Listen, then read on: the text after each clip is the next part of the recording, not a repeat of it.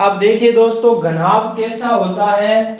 घनाभ जैसे अपना जो कमरा होता है या ईंट होती है या फिर आपके सामने जो डस्टर है, ये घनाभ के आकार का है मेरे दोस्तों। तो यहाँ पर घनाभ की अगर मैं 3D में आकृति बनाऊं यहाँ पर नॉर्मली 2D पर, तो यहाँ पर देखिए ऐसा बनेगा आपका घनाभ। और आसान तरीका ये है, पहले एक आयत ऐसे बनाया, फिर एक आयत ऐसा का ऐसा ही और बना दो, बना दिया, और अब इनके कॉर्नर को मिला दो। मिलाने से क्या बन जाएगा, आपका घनाभ बन जाएगा। और इसमें देखिए कितने फलक है मेरे दोस्तों, एक तो ऊपर वाला हो गया, एक नीचे वाला, दो साइडों वाले, दो आगे पीछे वाले। तो ये आपका घनाभ बन चुका है।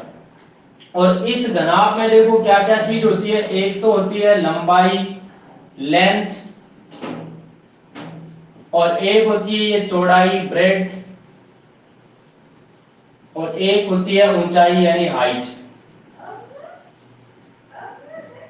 ये तीन चीजें होती है इसमें जो कि अलग अलग होती हैं।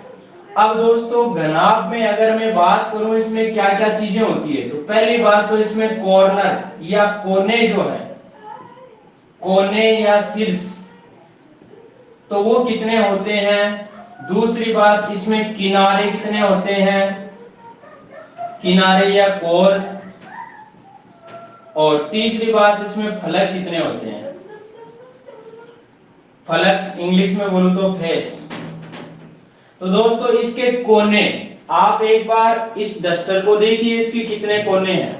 एक ये हो गया, दूसरा ये हो गया, तीसरा ये हो गया, चौथा ये हो गया। चार कोने इधर है, इसी प्रकार से चार कोने, 1 2 3 और 4। चार कोने इधर, चार कोने इधर, तो टोटल कितने कोने हो गए यहाँ पर, कोने या शीर्ष कितने हो गए मेरे दोस्तों, 8 हो गए। चाहे घनाभ की बात करें चाहे घन की बात करें, दोनों में कोने कितने होते हैं, 8 होते हैं। दूसरी बात करें किनारे या कोर की, तो इसमें कोर कितनी है दोस्तों, एक बार इसको देखिए या फिर देखिए मैं कोई भी, समझ में आ रहा है सभी लोगों के। देखो ये जो डस्टर है इसमें अगर कोर की बात करो तो कोर कौन सी होती है, ये वाली जो होती है ना, ये क्या होती है, इसकी कोर होती है। तो ऐसी कोर देखो, एक, नीचे ये 2, और यहाँ 3, और ये 4। 4 कोर इस साइड में, 4 कोर इस साइड में, 8 हो गई ये। अब दोस्तों दो दो कोरें ये और हो गई, देखो एक कोर ये हो गई, एक ये हो गई, यानी 8 और 2 10, और दो कोर ये इधर वाली हो गई, यानी 12 कोर हो गई टोटल।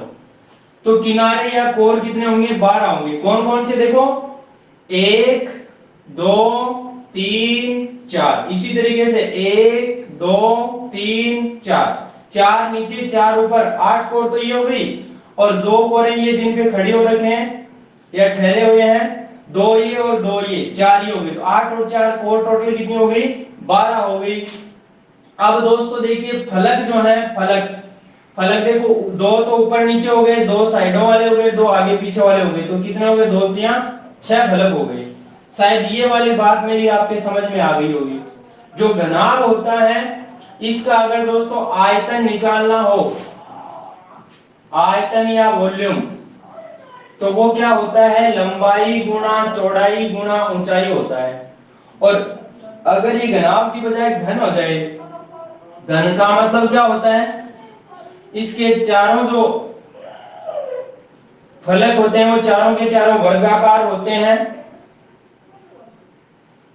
ये घन होता है। बिल्कुल इसके जो सारे के सारे फलक है ना, वो क्या होते हैं, वर्गाकार होते हैं, सारे सेम होते हैं। यानी इसकी लंबाई a है तो चौड़ाई भी a होगी और ऊंचाई भी क्या होगी, a होगी।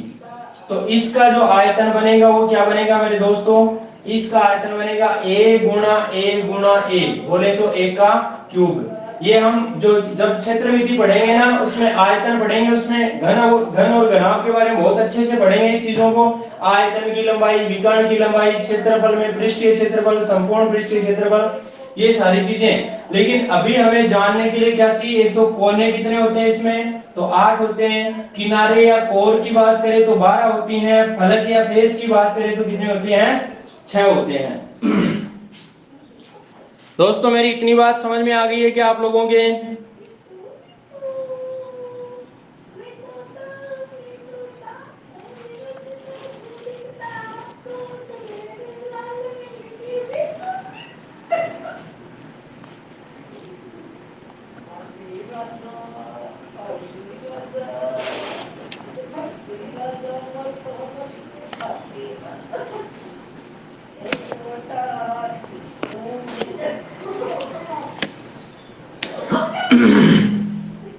फटाक से छाप लो इस चीज को।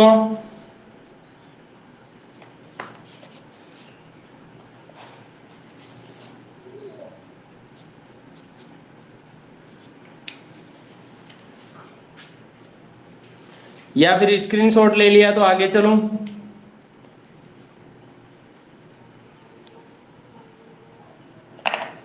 आगे चलना है तो कमेंट में फटाक से नेक्स्ट डाल दीजिए। देखें,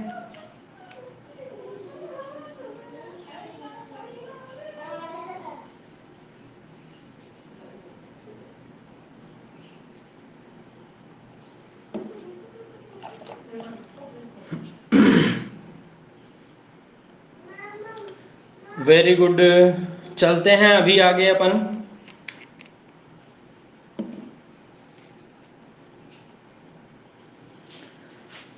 देखिए दोस्तों,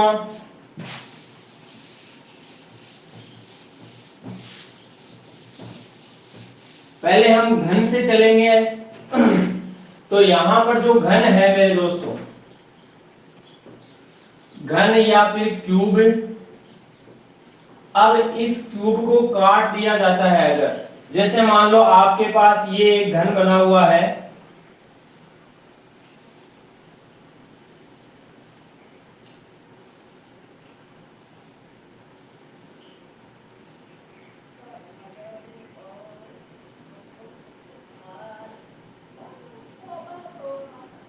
ये आपके पास घन बना हुआ है और इस घन की मान लो जो भुजा है वो कितनी दे रखी है, 6 सेंटीमीटर दे रखी है। और 6 सेंटीमीटर भुजा वाले घन में से, मतलब ये भी 6 है, ये भी 6 है, ये भी 6 है, क्योंकि घन है इसलिए सभी समान होंगे। अब इस 6 सेंटीमीटर भुजा वाले घन में से क्या कर दिया जाए, 2-2 सेंटीमीटर भुजा वाले घन काट लिए जाए। मतलब छोटे छोटे घन काटे जाएं तो वो कितने घन काटे जा सकते हैं। तो दोस्तों पहले तो देखिए, समझना मेरी बात को। अगर मैं यहां पर 2-2 के अगर इसमें कट लगाऊं तो देखो कितने कट लगेंगे, 2 का 1 हो गया 2, और ये 2 4 और 2 6, यानी 2 कट लगाते ही आपके 2-2 में बढ़ गए, 2 2 4 2 6। ये वाली बात समझ में आ गई है। ऐसे ही 2 कट कहां लगेंगे, यहां लगेंगे। इस वाली लाइन को मिटा रहा हूं भाई मैं।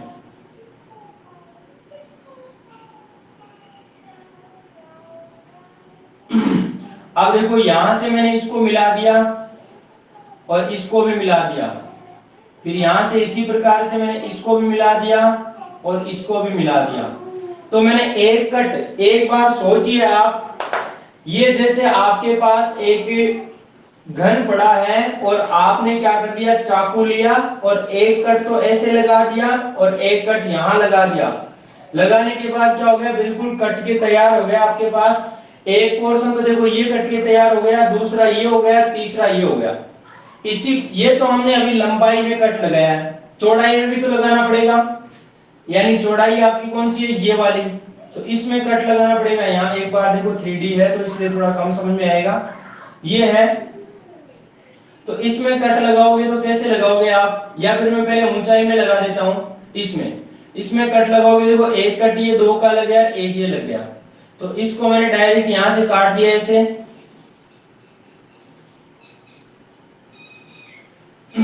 तो मतलब आपने ऐसे भी इसको काट दिया और ऐसे भी काट दिया। अब बच गया कौन सा कटना, ये वाला पोर्शन, तो इसको भी काट दीजिए, 2 कट लगा दो इसमें।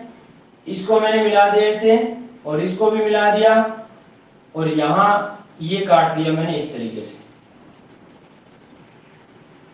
तो शायद मेरी ये वाली बात आप लोगों की क्लियर हो गई होगी कि एक घन को 6 सेंटीमीटर जिसकी भुजा है, 2-2 सेंटीमीटर के आपने जगह पे कट लगाए तो आपका बिल्कुल एक वो, जैसे ईंटें चिनी हुई होती है ना, हैं, देखो देखे गिनो आप पूरे सही ढंग से।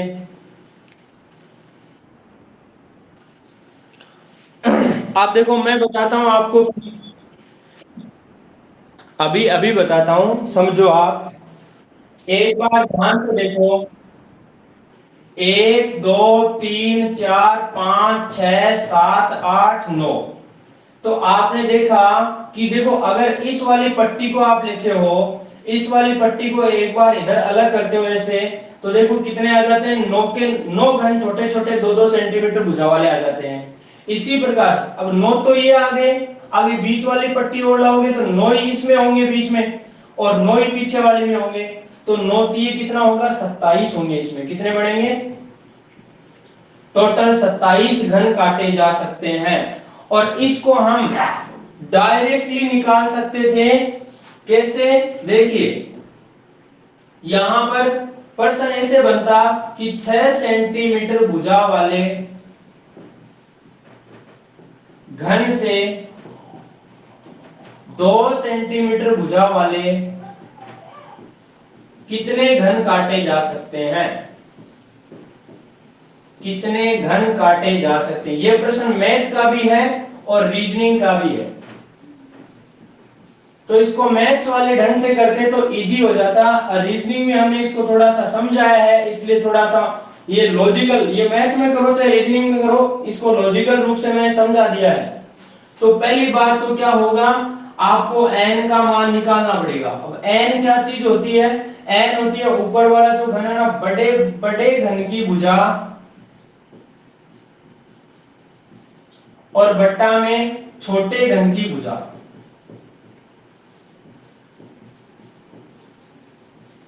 बड़े घन की भुजा बट्टे छोटे घन की भुजा। तो देखिए n का मान क्या आ जाएगा, बड़े घन की भुजा 6 थी और बट्टे छोटे वाले की 2 थी, तो 6 में 2 का भाग गया यानी 3 आ गया n का मान। अगर आपको क्या चाहिए, छोटे घनों की संख्या चाहिए, छोटे घनों की संख्या, कि भाई कितने घन बनकर तैयार हुए, तो वो घनों की संख्या क्या होगा, n का क्यूब होगा मेरे मित्रों। यानी 3 का आपको क्या करना पड़ेगा, क्यूब करना पड़ेगा। क्यूब का मतलब 3 गुणा 3 गुणा 3, तो 3 3 9 9 3 27 क्या आ जाएगा, आपका आंसर आ जाएगा 27 घन बनेंगे यहाँ पर। अरे समझ में आ गई है क्या मेरी बात, विक्रम जी 30 नहीं बनेंगे, 27 ही बनेंगे।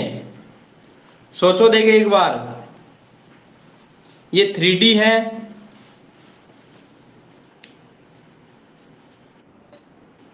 बताओ क्या चीज है, गिनना। देखो एक आपने एक कट लगाया यहाँ पर, ऐसे ऐसे कट लगा दिया आपने इस तरीके से, ये कट लगाया, तो ये कट यहां तक लगाया आपने ऐसे इस तरीके से। जब आपने इसको एक कैंची लेके इसको काटा, सीधा सीधा ऐसे काटा, तो इस परत में देखो कितने घर मिल रहे हैं आपको, एक तो ये मिल गया, दूसरा ये, तीसरा ये, फिर चौथा, पांचवा, छठवां, 7 8 9, यानी इस एक परत में आपके 9 घर हैं। इसी प्रकार से इस हाँ जी,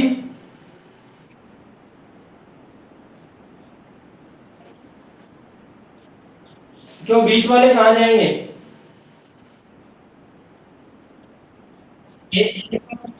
सोचो सोचो सोचो, जब आप इसको कट लगा रहे हो ऐसे, कट लगा रहे हो, वो कट तो यहां भी तो लग रहा है, देखो जैसे ये बाहर दिख रहा ना, ये वाला पोर्शन, अब ये पोर्शन तो दिख रहा आपको, लेकिन इसके जो अंदर ये है चाकू लगा हुआ, तो अंदर वाला ये थोड़ी दिख रहा आपको।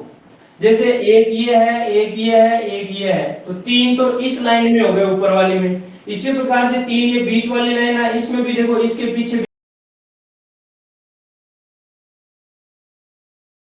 3 नीचे वाले में अगर 9 हुए, यानी इस लाइन में, इस साइड में भी 3 और सॉरी 9, और यहाँ बीच वाले पोर्शन में भी 9, और इसमें भी कितने 9, तो 9 दिए 27 बन जाएंगे आपके,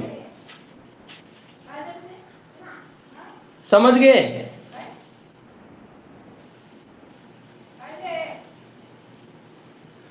देखो कैसे काट के बताऊं आप लोगों को मैं, एक बार आप इस चीज को ध्यान में रखना।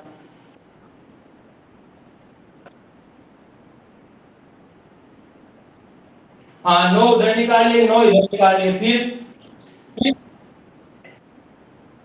अब अब मेरी बात सुनो। जब आपने इस वाले पोर्शन को हटा दिया, इस वाले को हटा दिया, इधर वाले को, तो बीच में एक बिल्कुल ऐसा का ऐसा मिला नहीं मिला?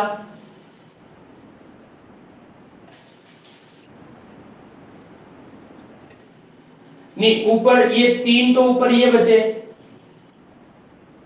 अब तीन साइड में, अब मुझे आप बताओ इस साइड में तीन कौन से बचे?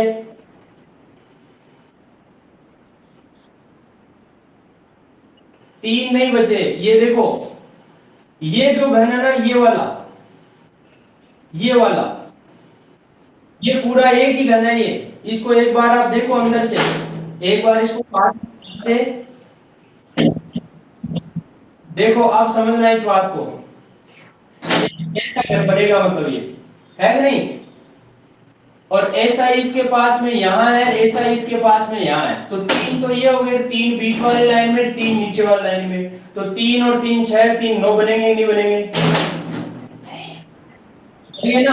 जैसे इस वाले में नौ दिख रहे हैं ना, वैसे बीच में नौ होंगे, ऐसे पीछे पीछे में नौ होंगे, तो नौ त्रिक 27 बनेंगे। भावना, कोई कट लगाना जरूरी नहीं है, आप डायरेक्ट निकाल सकते हो यहाँ छोटे घनों की संख्या, लेकिन कट लगाने का मेरा मतलब था कि ये कट के निकलते कैसे हैं, ये मैंने काट के बताया आप लोगों को। बाकी आप सभी लोग एक मिट्टी का केक बनाइए ऐसा बिल्कुल, वो अपने वर्गाकार, और उसमें से तीन तीन कट, दो दो कट लगाइए, और आपके ये पूरे निकलेंगे ना, वो आपको मिलेंगे 27। समझ में आ गई है मेरी बात?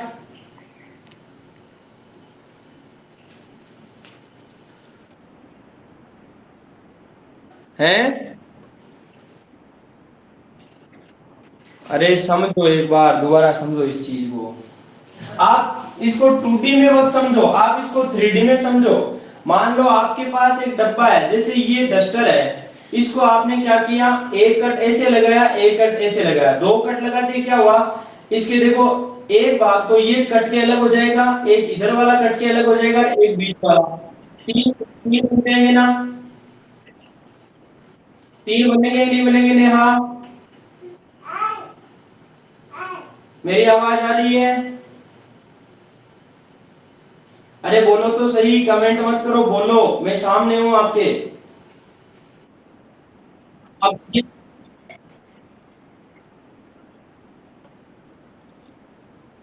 हाँ भाई, जैसे मैंने एक कट लगाया, अभी एक कट ऐसे लगाया, दूसरा कट ऐसे लगाया, दो कट लगाते ही क्या हुआ, आपके पास एक तो कट के इधर तैयार हो गया, एक इधर और एक बीच में रह गया, ये तीन बन गए ना अभी इसके।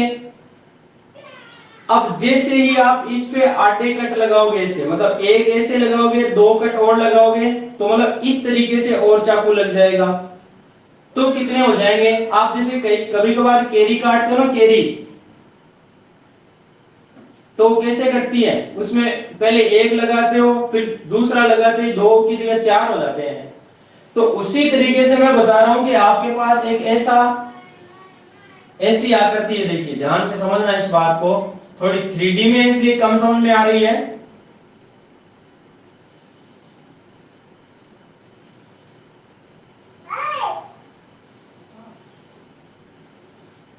ये 3D में है। अब देखो मैं कट लगा रहा हूं इसके, एक कट मैंने ऐसे लगाया, जैसे मैंने अभी डस्टर के लगा के बताया था ना आप लोगों को, ये वाला मैंने क्या किया है, ये डस्टर था, इसके एक तो ऐसे लगा दिया और दूसरा ऐसे लगा दिया, लगाते ही क्या हो गया, देखो एक एक भाग तो ये पूरी परत है ना, ये कट के ऐसे आए, मतलब जैसे एक ईंट कट रही हो इस तरीके से, तो वो तैयार हो जाएगा, दूसरा ये वाला पोर्शन, तीसरा ये वाला। ये वाली बात समझ में आ गई ना? अब जैसे आपने इस ऊंचाई के अनुदिश कट लगाया, वैसे ही इसके अनुदिश भी लगाओ, तो देखो इस ऐसे मैंने कट लगाया ये वाला।